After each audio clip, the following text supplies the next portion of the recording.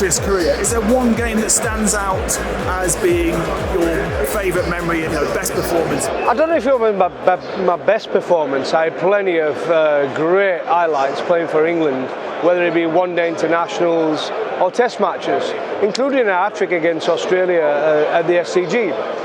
But I think the one that really put me on the world stage from a very young age, 24, was I'd played 4 test matches in the UK in that 94 series against New Zealand and South Africa. But then we went to Australia for the first time. At that time they were unbeatable.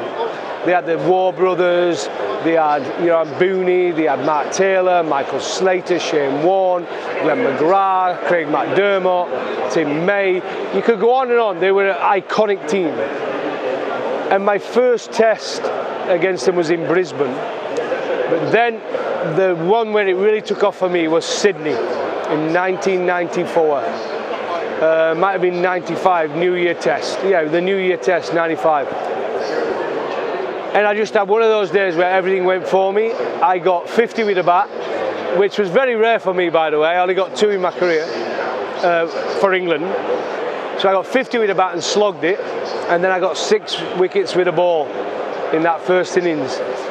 So that really went from a young lad who was played only 4 test matches to everyone talking about me throughout the world, because I bowled with pace, I bowled with personality, I had a smile on my face, I smacked some of the best bowlers in the world around the SCG, and then I managed to take 6 wickets. So I would say that's the one test match that really threw me out there. I know you're fairly new to the international scene. What was the build-up like for that? Well, that makes it even more special, because that series, when I left home for the first time as an England player, my wife was 6 weeks away from giving birth.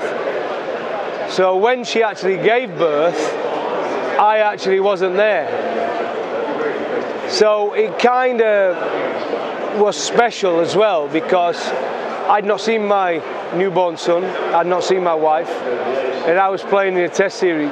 And those are the days where you didn't go home. So I saw my son, the first time I saw him he was 7.5 weeks old. And I still go back and I've shown them that test match, because now they're 27 and 24. So now I can now talk about that series when I wasn't there for the birth. But I was taking the world by storm in Australia. And how did that affect your status on the international cricket scene? Well, like I said, I was just a young player, just got my debut, and it's like a lot of players in that era.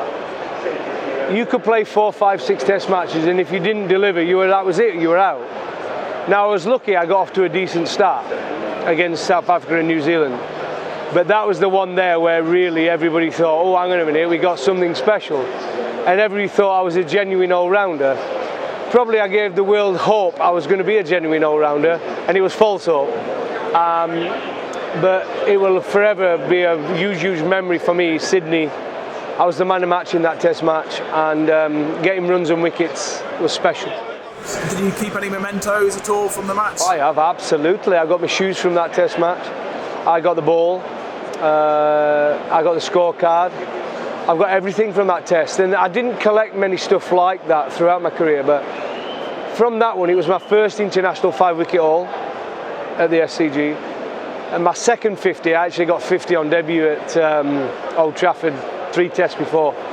But against Australia, that team, you all have to look at the scorecard, and everyone is a household name, you know what I mean? So it was special.